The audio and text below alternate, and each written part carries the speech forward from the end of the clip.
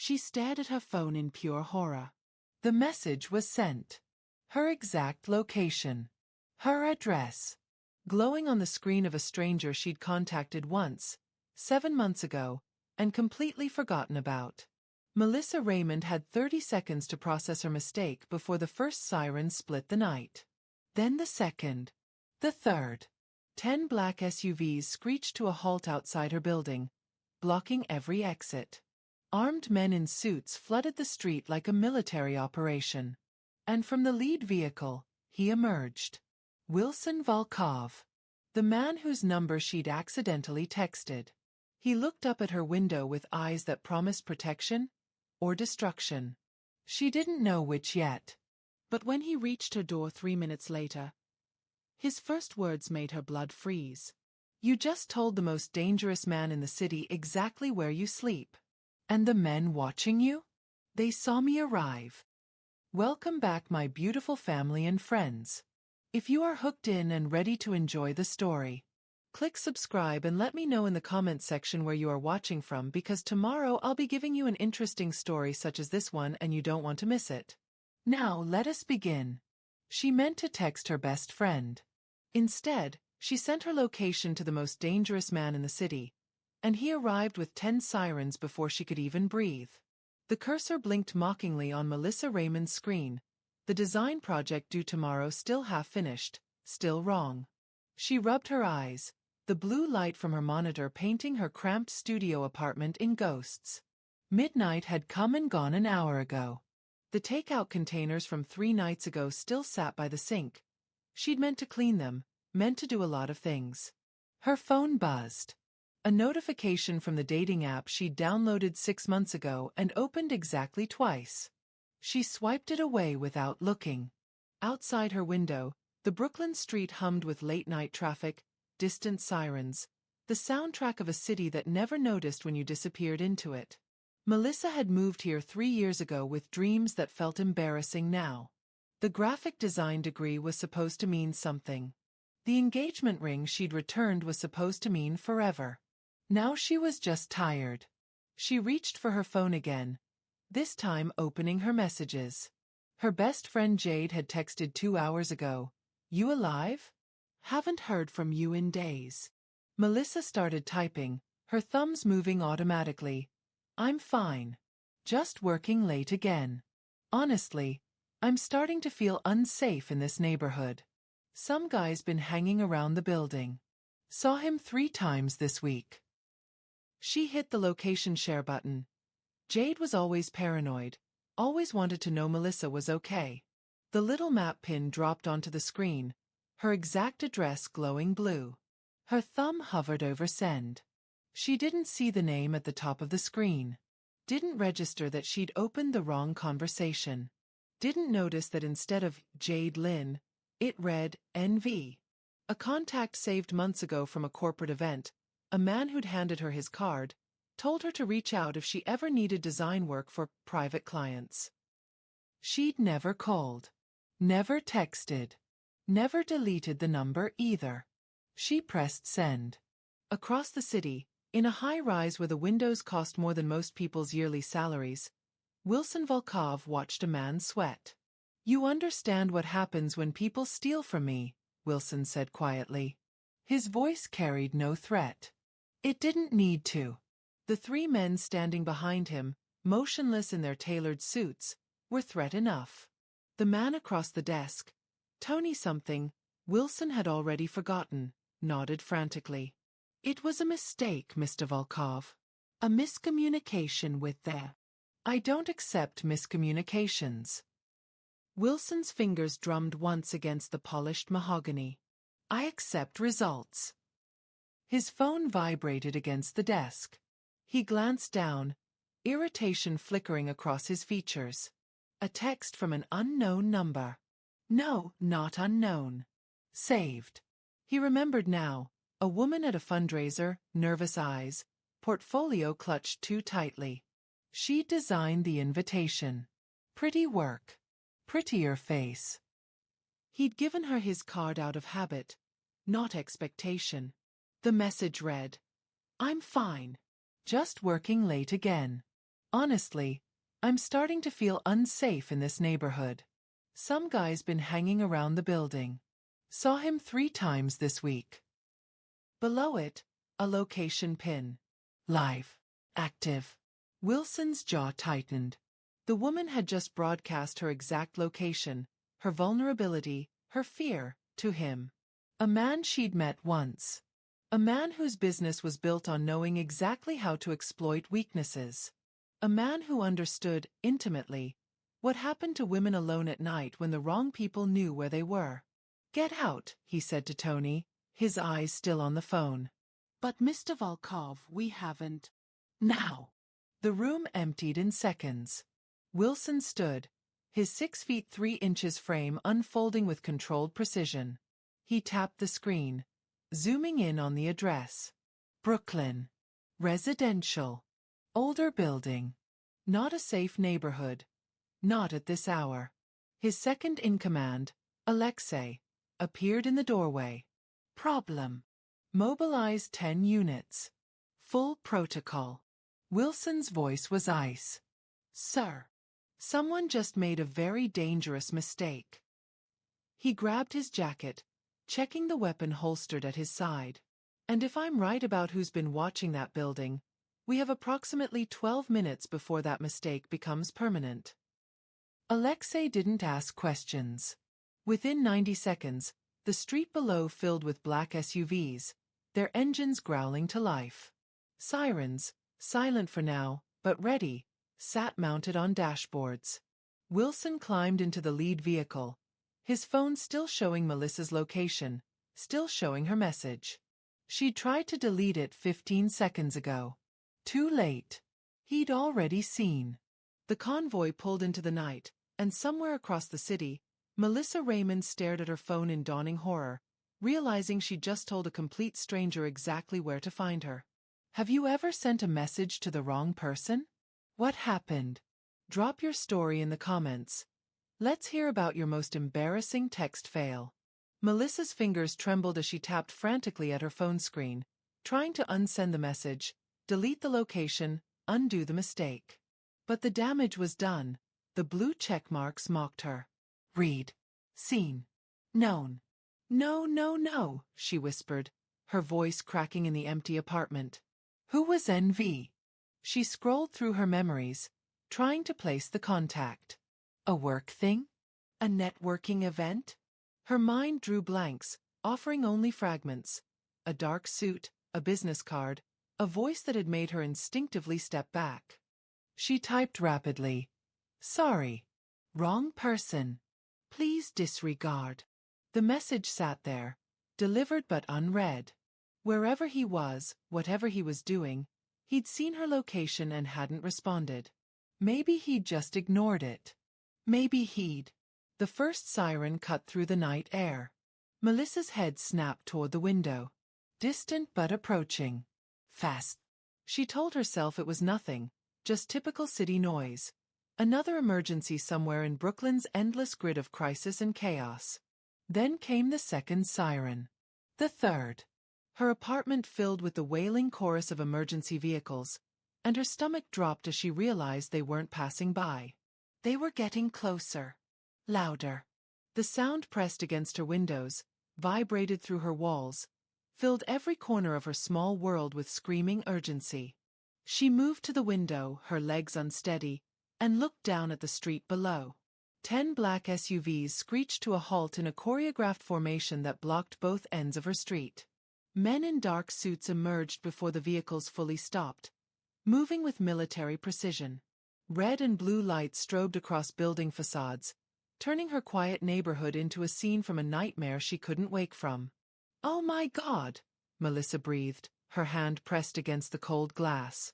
"Oh my God, what did I do?" The lead SUV's door opened, and a man stepped out. Even from 4 stories up, even in the chaotic swirl of lights and shadows, she knew it was him. Envy something about the way the other men oriented toward him, the way he moved through space like he owned it, commanded it, bent it to his will. He looked up. Their eyes met through the glass, across the distance, through the sirens and chaos and her mounting terror.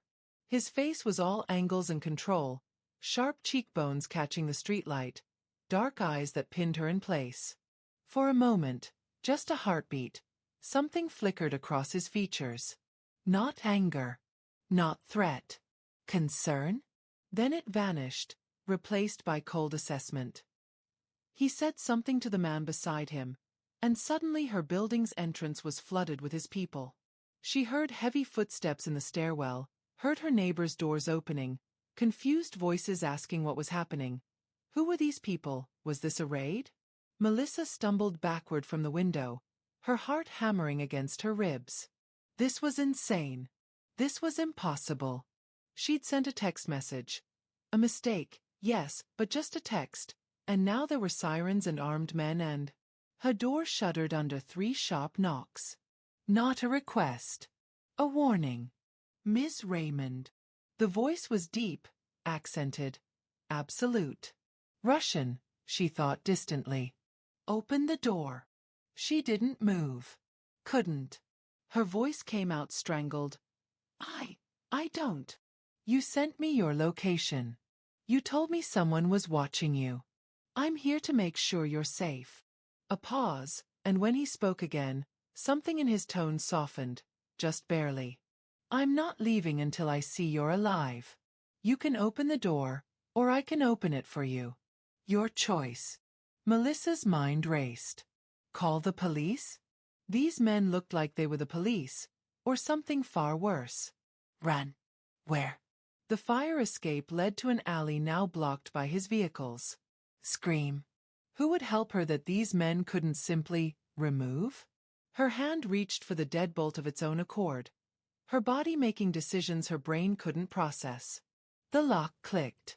The door opened 6 inches, the chain still attached, and she peered through the gap.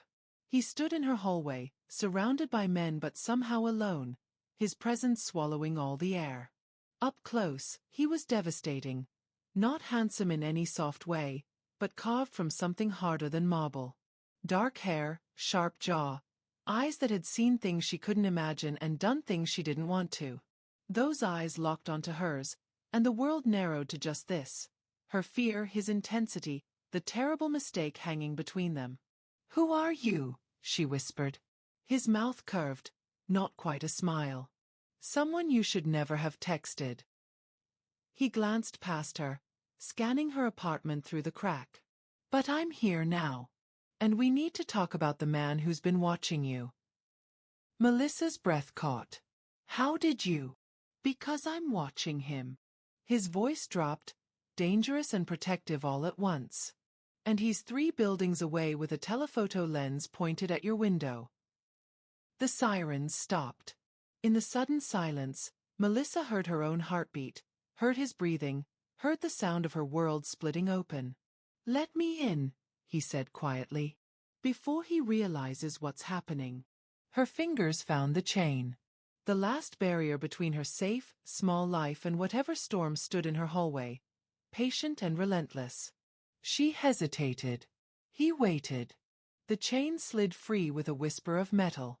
The door swung open, and Wilson Volkov stepped into Melissa Raymond's life like a storm crossing a threshold.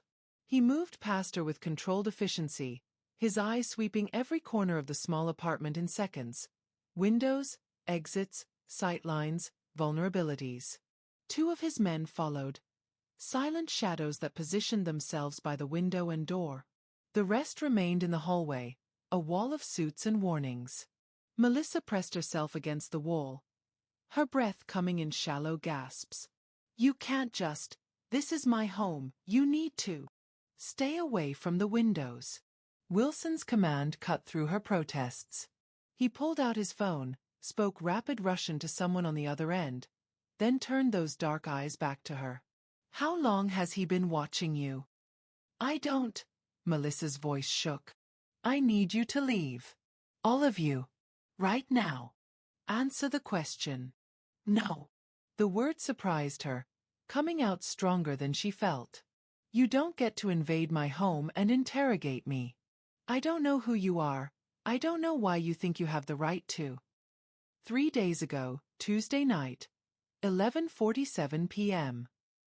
His voice was calm, factual, terrifying in its certainty.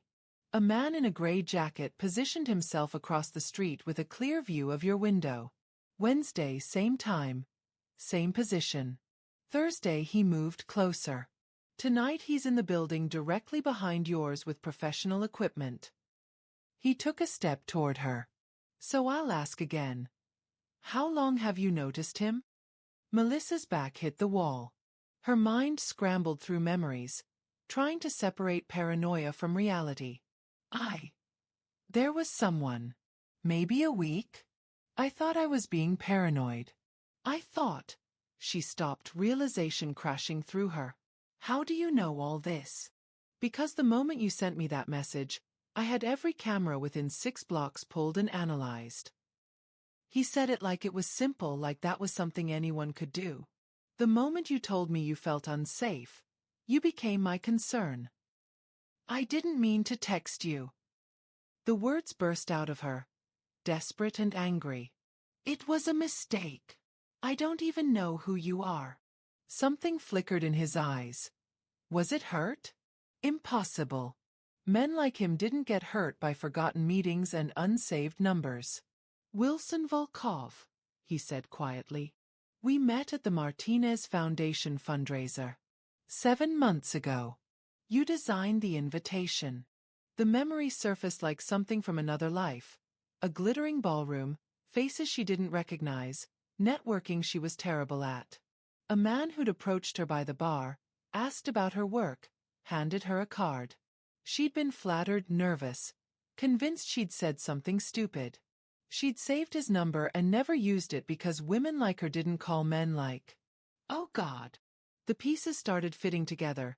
The expensive suit, the way people had parted for him, the whispered conversations that had stopped when he'd walked by. What do you do exactly? His jaw tightened. Import-export. That's not an answer.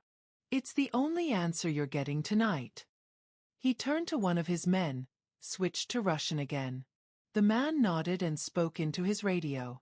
Wilson turned back to Melissa. My people are handling the situation. The man watching you won't be a problem after tonight. Ice flooded Melissa's veins. What does that mean? What are you going to do to him? Nothing you need to worry about. That's not, you can't just, she pushed off the wall, her fear transforming into something sharper. I want you to leave. Nah. Take your men, take your sirens, take whatever you think you're doing here and leave. No. The simple refusal hung in the air between them. Melissa stared at him, this stranger who'd turned her world inside out, who stood in her home like he had every right to be there. You can't keep me prisoner, she said, her voice barely steady. I'm not keeping you prisoner. His voice softened, just a fraction. I'm keeping you safe. I didn't ask for that. You did. He held up his phone, showing her own message back to her. The moment you sent this, you asked. You just asked the wrong person. Or exactly the wrong person, Melissa shot back. Normal people don't show up with 10 SUVs and armed men. Normal people call the police. The police would take a report and tell you to be careful. His eyes bored into hers. I found your stalker in 45 minutes and have people extracting him right now. Tell me which approach keeps you alive. Melissa wanted to argue, wanted to throw him out, wanted to rewind the last hour and unsend that cursed message. But her legs were shaking, her apartment suddenly felt like a cage, and this dangerous stranger was the only thing standing between her and whatever predator had been watching her sleep. I hate this, she whispered. I know. Something in his expression shifted, became almost human. But you're stuck with me until dawn. After that, you'll never see me again. It should have been a comfort. It wasn't. One of his men spoke urgently in Russian. Wilson's face hardened. He moved to the window, staying to the side, and looked out at something Melissa couldn't see. What? She asked. What's wrong? He didn't answer immediately. When he turned back, there was something new in his eyes. Concern, calculation, and beneath it all, anger at himself. The man watching you wasn't working alone, he said quietly. And his partner just made you. The apartment felt smaller with Wilson Volkov pacing through it like a caged predator. His men had multiplied, now 4 inside, God knew how many in the hallway and on the street below. Melissa sat on her couch, knees pulled to her chest, watching this stranger dismantle her sense of safety with every clipped Russian command he issued into his phone. "How many partners?" she asked, her voice thin. Wilson glanced at her, still listening to whoever was on the other end. "At least 2. Possibly more." He ended the call. "They scattered when my people moved in. Professional surveillance team, not just some neighborhood creep." Professional. The word tasted like metal. Why would professionals be watching me? I'm nobody. I design logos and drink too much coffee and... That's what we're going to find out. He moved to her tiny kitchen, opened her fridge, frowned at the nearly empty shelves. "When did you last eat?" "That's not. Why does that matter?" "Because you're shaking and pale and about to crash from adrenaline." He pulled out his phone again, typed something. "Food will be here in 20 minutes. I don't want your food. You need it anyway." He closed the fridge, leaned against her counter, and for the first time since entering, stood still. Really looked at her. "I know this is terrifying. I know you want me gone. But until I know why you're being targeted, until I know you're not in immediate danger, I'm not leaving. So we can do this the hard way, you fighting me every step while you get weaker and more vulnerable, or we can declare a temporary truce. Your call." Melissa's nails dug into her palms. Everything in her screamed to keep fighting, to maintain some illusion of control. But the truth was inescapable. She was trapped. Not by him exactly, but by the situation his arrival had revealed. There were men out there, professionals, who'd been watching her for reasons she couldn't fathom. And the only person offering protection was the most dangerous man she'd ever met. "Temporary truce," she said finally, the words bitter. "Until dawn." "Like you said." "Until dawn," he agreed. The silence that followed was suffocating. One of Wilson's men spoke quietly in Russian. Wilson responded, and the man disappeared into the hallway. The remaining 3 positioned themselves strategically. 1 by the window, 2 by the door, all of them pretending not to exist. Melissa pulled a blanket around her shoulders, suddenly freezing despite the radiator's hiss. "Is this what your life is like? Always looking over your shoulder? Always surrounded by guards?" "Yes." "That sounds exhausting." "It is." He moved from the kitchen, careful to keep distance between them, and sat in the armchair across from her couch. The furniture groaned under his weight. She'd bought it second-hand, never imagining it would hold someone so solid. "But it's necessary." "For import-export?" She couldn't keep the skepticism from her voice. His mouth curved, not quite a smile. "You're smarter than you let yourself believe." "What's that supposed to mean?" "It means you know exactly what I am, but you're afraid to say it out loud. As if naming it makes it more real." He leaned forward, elbows on his knees, and something in his posture shifted from threatening to almost confessional. "Yes, Melissa. I'm exactly what you think I am. And yes, that means the danger I bring is real. But it also means I have resources most people don't. Resources that found your stalkers in under an hour." Her name in his accent, AV, soft and foreign, sent an unwanted shiver through her. "Don't do that." "Do what?" "Act like we're friends. Like this is normal." She pulled the blanket tighter. "You're a criminal." I'm just someone who made a stupid mistake." "The mistake wasn't stupid." His voice dropped lower. "The mistake was human. You were scared and reached out for help. That's not a weakness. It is when you reach out to the wrong person. Or exactly the right person." He echoed her words from earlier, and something in his eyes, dark, intense, unreadable, made her breath catch. "Tell me about him." "Who?" "The man who taught you that asking for help is weakness." Melissa's chest tightened. I don't know what You apologized 3 times in your deleted follow-up messages. You're sitting on your own couch like you're taking up too much space. And when I said you were smart, you deflected immediately. He tilted his head. Someone convinced you that you're not worth protecting. I want to know who. That's none of your business. Maybe not. He settled back into the chair, somehow making her cheap furniture look like a throne. But we have until dawn, and the alternative is sitting in silence while you spiral into panic. So, tell me about him, or tell me about your work. Tell me something real. The demand, because it was a demand, softly spoken or not, hung between them. Melissa's instinct was to refuse, to maintain walls, to protect herself the way she'd learned to after David left. After he'd made it clear that her needs, her fears, her very presence had become too much.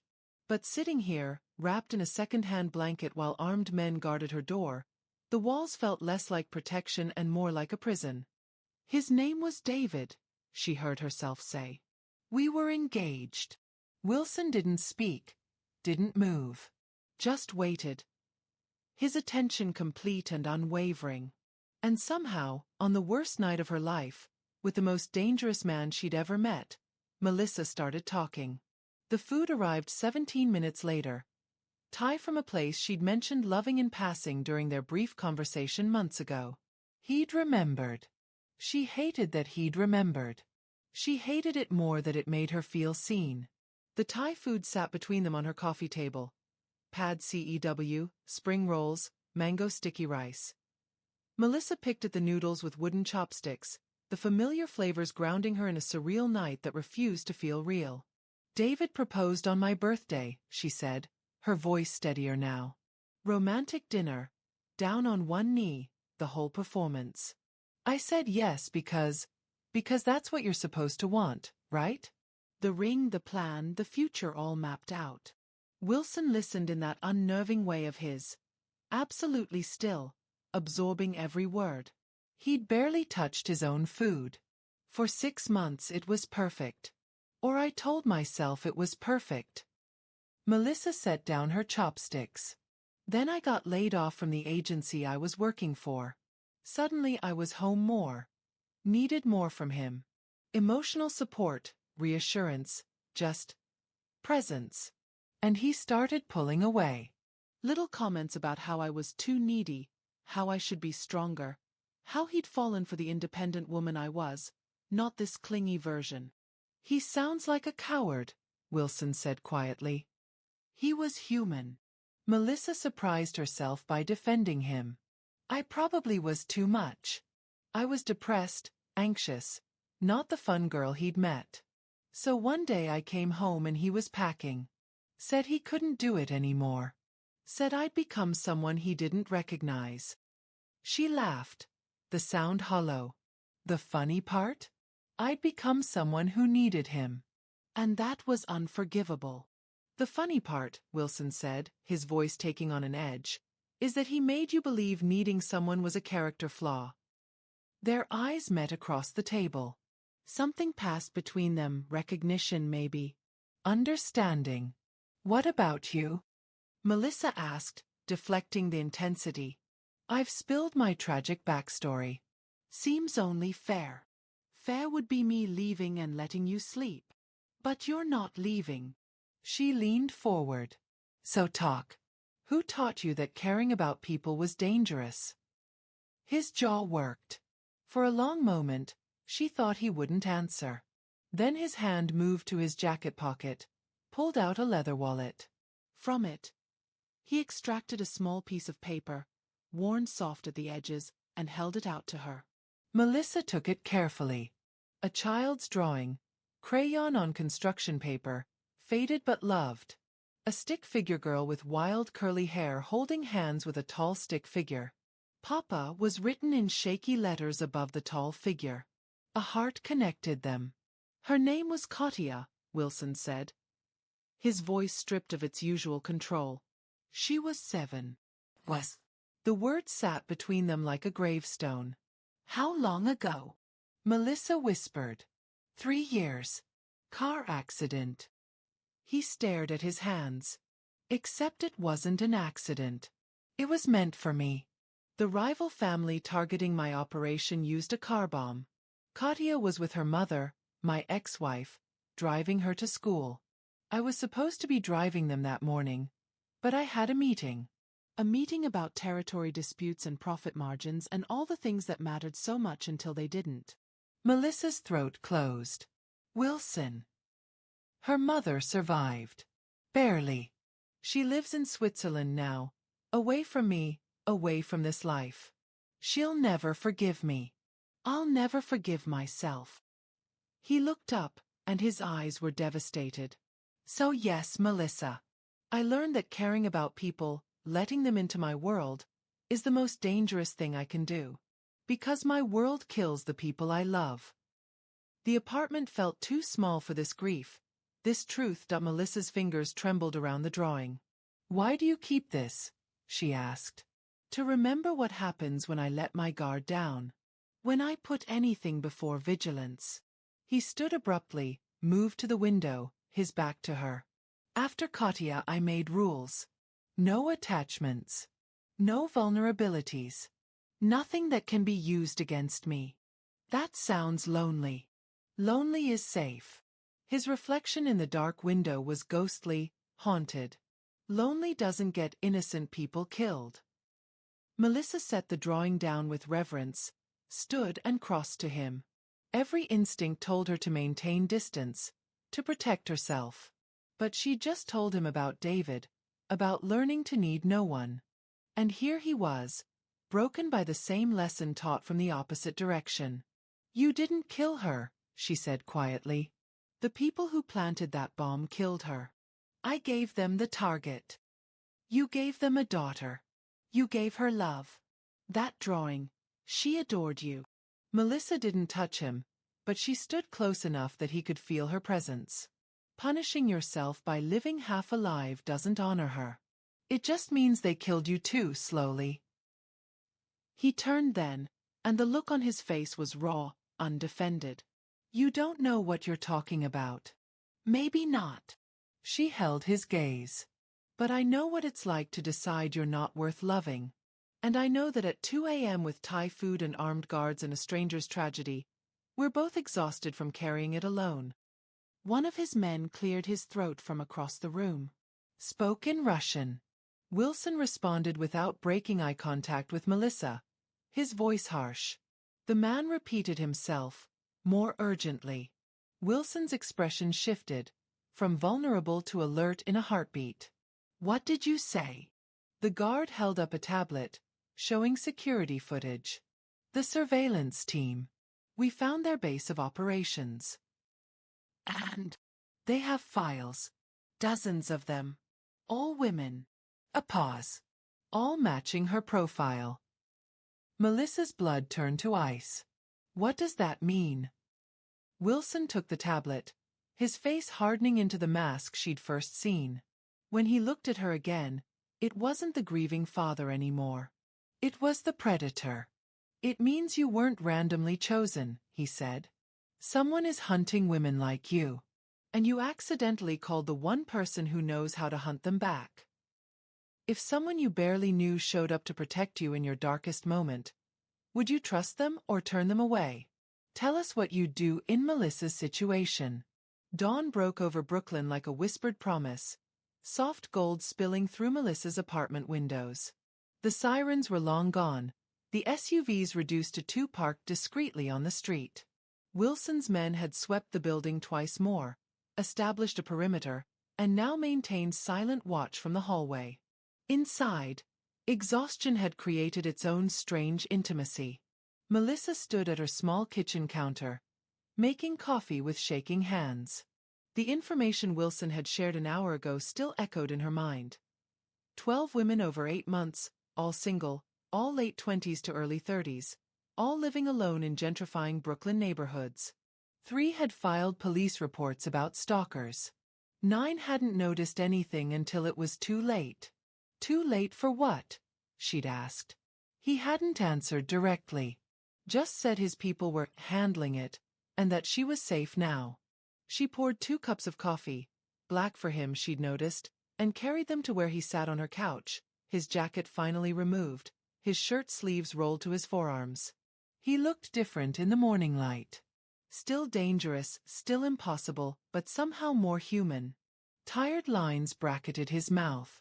His dark hair was slightly mussed where he'd run his fingers through it.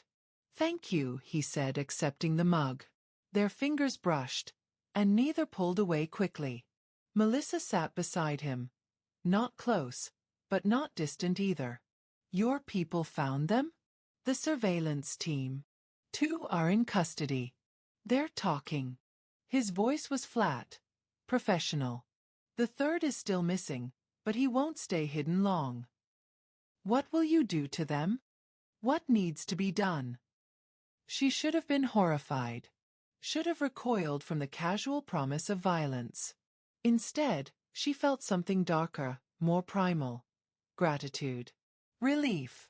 These men had been watching her, planning God knew what, and Wilson had stopped them in a single night. "I should be afraid of you," she said quietly. "You should." He took a sip of coffee, grimaced slightly. She'd made it too weak, probably. "But you're not." "Why?" Melissa considered the question honestly. "Because you've had a dozen opportunities to hurt me tonight, and instead you fed me, protected me, and showed me a drawing of your daughter." She turned to face him fully. "David spent 2 years with me and never showed me anything that real." Something flickered in Wilson's eyes. Surprise, maybe. Warmth. "This is temporary insanity," he said, but his voice had softened. "Tomorrow you'll remember I'm dangerous. Tomorrow you'll be smart enough to be afraid. Maybe." She set down her coffee. "Or maybe tomorrow I'll just remember you showed up." The words hung between them, weighted with meaning neither was ready to name. Outside, the city woke. Car horns, distant voices, the rhythm of ordinary life resuming. But inside this apartment, time felt suspended. "Tell me something else about Katia," Melissa said suddenly. "Not the tragedy. Something that made you happy." Wilson's expression shuttered, then slowly, carefully, opened. She was obsessed with butterflies. Had books about them, posters, toy collections. "For her 7th birthday, I rented out a butterfly conservatory. Just her, me, and 1,000 butterflies." His mouth curved into something almost like a smile. "She wore a yellow dress and stood so still they landed on her. She whispered to me, 'Papa, I'm magic.' Like she truly believed it." "She was magic," Melissa said. "Look what she's doing right now." "What do you mean?" "She's making you smile. 3 years later, in a stranger's apartment, at dawn. That's magic if I've ever seen it." The smile widened, just barely, but it transformed his entire face. For a moment, Wilson Volkov wasn't a crime lord or a predator. He was just a father remembering his daughter. He reached out, slowly, giving her time to refuse, and tucked a strand of hair behind her ear. His fingers lingered against her jaw. "You're dangerous too," he murmured. "How?" "You make me forget why I made those rules." Melissa's breath caught. The space between them felt charged, impossible, inevitable. She leaned forward slightly. He matched the movement. Their faces were inches apart, his dark eyes searching hers for permission, for sanity, for any reason to stop. "Wilson," she whispered. His phone shattered the moment, vibrating violently against the coffee table. He pulled back, grabbed it, listened to rapid Russian. His expression went cold, lethal. "What?" Melissa asked, dread pooling in her stomach. "The 3rd man. He's not missing." Wilson stood, already moving toward his jacket. "He's coming here." Everything happened too fast and too slow simultaneously. Wilson barked orders in Russian. His men flooded the apartment, 2 grabbing Melissa, pulling her away from the windows, 1 speaking urgently into a radio. Outside, engines roared to life. The remaining SUVs repositioned, blocking sightlines, creating barriers. What's happening? Melissa tried to pull away from the guard holding her arm. Wilson. The surveillance team wasn't independent. They were hired. He checked his weapon with practiced efficiency, his face a mask of controlled fury. Hired by someone who knows my operation well enough to trace my movements last night. The implication hit her like ice water. You mean? I mean by protecting you, I painted a target on your back. My enemies now know you matter to me. And they're coming to exploit that. I don't matter to you, Melissa said, but her voice shook. We just met. This is just... Don't. He turned on her and his eyes were blazing. Don't pretend I deployed 10 units, stayed up all night, and compromised my position for someone who doesn't matter. We both know better. Then uncompromise it. Her fear transformed into anger. Leave. Take your men and your guns and your war and get out of my life. It's too late for that. It's not too late. Nothing's happened. Nothing. She gestured wildly between them. This isn't real. It's just trauma and adrenaline and fear. In a week, we'll both forget. I won't forget. The words were quiet, absolute. And that's the problem. One of his men shouted a warning. Glass exploded inward from the back window. Not a bullet, but a canister, spinning across her floor, spewing thick smoke. Melissa screamed. Strong arms grabbed her, pulled her toward the door, but the smoke was everywhere, burning her eyes, her throat. She heard Wilson shouting, heard gunfire. Was that gunfire? Heard her own coughing mixing with chaos and terror.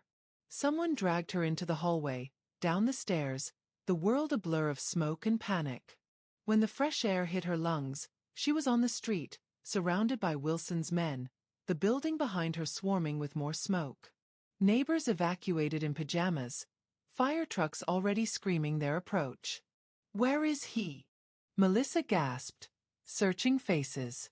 Where's Wilson? Still inside, one guard said in heavily accented English. He's secure perimeter.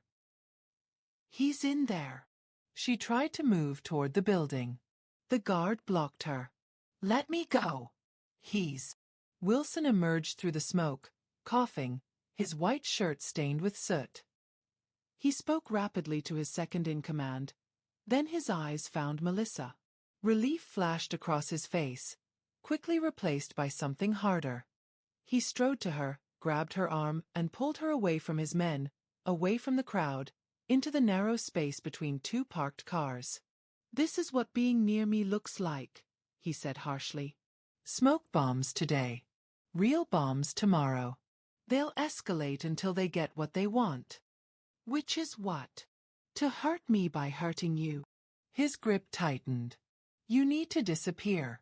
New city, new name, new life. I have resources. No. The word came out stronger than she felt. This isn't negotiable. Then neither is this. You don't get to decide my life because you're scared. Melissa yanked her arm free. You stayed because I needed protection. Fine. I got it. Now I'm telling you to leave before you get me killed. She'd meant to sound strong, in control. Instead, her voice cracked on the last word, betraying everything she was trying to hide. Wilson's face went blank. You're right. This was a mistake. He stepped back, creating distance. My people will monitor the situation. If there's any further threat, they'll handle it quietly. You won't see me again. He turned and walked away. Melissa stood there, shaking, covered in soot, watching him go. This was what she wanted. Safety. Normal life. The dangerous stranger removed from her world. So why did it feel like her chest was caving in? Wait, she called. He didn't stop. Wilson, wait. He kept walking, climbed into the lead SUV, and the convoy pulled away. Within seconds, it was like he'd never been there at all. Except Melissa could still feel where he'd touched her arm. Could still taste the coffee they'd shared. Could still hear him saying, You make me forget why I made those rules. She'd sent him away. She'd done the smart thing. Then why did smart feel so much like suffocating? 3 days. 72 hours since Wilson Volkov had walked out of her life as suddenly as he'd entered it. Melissa went through the motions of living, fielded calls from concerned neighbors, dealt with insurance adjusters about smoke damage, accepted her landlord's offer to break her lease early. The apartment felt poisoned now, every corner haunted by that night. She packed boxes slowly, mechanically, wrapping her life in newspaper and tape. Her phone never rang with his number. She told herself that was good. Normal. The way things should be. She told herself this at 3 a.m. when sleep wouldn't come. Told herself at noon when her hands shook too badly to hold coffee. Told herself at sunset when she caught herself checking her messages for the 100th time. On the 3rd day, while packing her desk, she found Katya's drawing. He'd left it behind. The worn paper, the crayon hearts, the papa in shaky letters. He'd left the most precious thing he carried, and Melissa had been too angry and terrified to notice. She sat on her floor, surrounded by half-packed boxes, and stared at a dead girl's love made permanent in a cheap crayon. And suddenly she understood. He hadn't left because she'd told him to. He'd left because he thought that's what kept her safe. The same way he'd locked himself away after Katya died. Not because he didn't love, but because he loved too much and couldn't survive another loss. They were the same, she and Wilson. Both taught that needing someone meant inevitable pain. Both choose loneliness as armor. Both suffocate under the weight of their own protection. David had taught her she was too much. Katya's death had taught Wilson he was too dangerous. And they'd both believed the lies. Melissa pulled out her phone. Her thumb hovered over his contact. What would she even say? That she'd changed her mind? That 3 days of safety felt worse than 1 night of chaos? That she couldn't stop thinking about the way he'd looked at her in the dawn light, like she was something precious and terrifying? She started typing. You left something. Deleted it. I found Katya's drawing. Deleted it. I lied. I am afraid of you. But I'm more afraid of never seeing you again. Her thumb hovered over send. 1 tap. That's all it would take to leap off this cliff into uncertainty and danger and whatever came next. She thought about David, about learning to need no one. About becoming so small and self-sufficient that she disappeared even from her own life. She thought about Wilson, surrounded by guards and wealth and power, utterly alone because love had become his greatest liability. She thought about that moment on the couch, his fingers against her jaw, when for just a second, both of them had forgotten to be afraid. Her thumb moved toward the send button. A knock at her door stopped her. Melissa's heart lurched. She stood, crossed to the door and looked through the peephole. Empty hallway. She opened the door cautiously. No one there. But on the floor, wrapped in brown paper, was a small box. She brought it inside, closed the door, unwrapped it with trembling fingers. Inside, a delicate silver bracelet with a single charm, a butterfly, and a note in bold, precise handwriting. She would have liked you. The address below is secure. If you come, you walk into my world knowing what it costs. If you don't, you'll never hear from me again. Either way, you deserve to choose. Below, an address in Manhattan. And at the bottom, almost an afterthought, I'm already afraid of losing you. Come anyway. Melissa's phone slipped from her hand.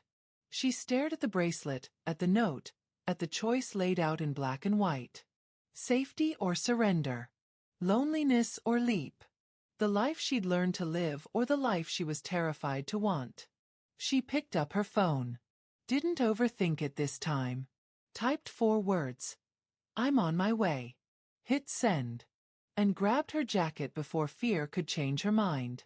The Manhattan address led to a building that didn't advertise itself.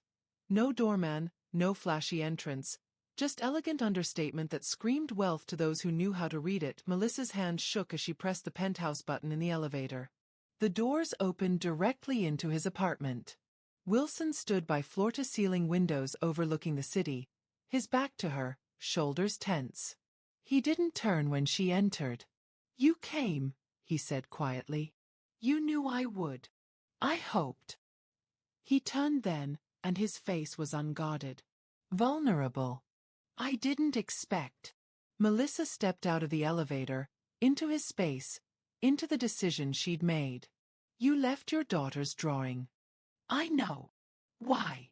"Because." His voice caught. "Because I needed you to have something of her. Something real. In case I never saw you again." "That's the saddest thing I've ever heard." "It's my life, Melissa. Smoke bombs and enemies and people getting hurt just for standing near me. If you walk further into this room, that becomes your life too." His dark eyes pinned her in place. "So I need you to be certain. I need you to know what you're choosing." She took another step forward. "I'm choosing the man who showed up with 10 sirens because a stranger said she was afraid. I'm choosing the father who carries his daughter's drawing 3 years later. I'm choosing someone who knows what loss costs and protects people anyway." "I'll fail you." His voice was raw. "Someday, somehow, I'll fail to keep you safe, and it will destroy me. Then we'll be destroyed together." Another step. "Because I'm tired of being safe and alone. I'm tired of making myself small so I can't be hurt. I'd rather have one real thing with you than a lifetime of careful nothing with anyone else." Wilson moved toward her then, closing the distance in 3 strides. His hands came up to frame her face, gentle despite their capacity for violence. "This is insane," he murmured. "I know. You should run." "I won't." "Melissa," her name in his accent, soft and reverent. "If I kiss you right now, there's no going back. You become mine to protect, mine to defend, mine to—" "Yours to love," she finished. "Because that works both ways. You become mine too. Mine to worry about. Mine to fight with. Mine to choose every day even when it's terrifying." His thumb traced her cheekbone. "I haven't chosen anyone since Katia. I haven't let anyone choose me since David." She rose on her toes, her lips inches from his. "Guess we're both breaking our rules." He closed the distance. The kiss was gentle at first, careful, questioning, almost hesitant.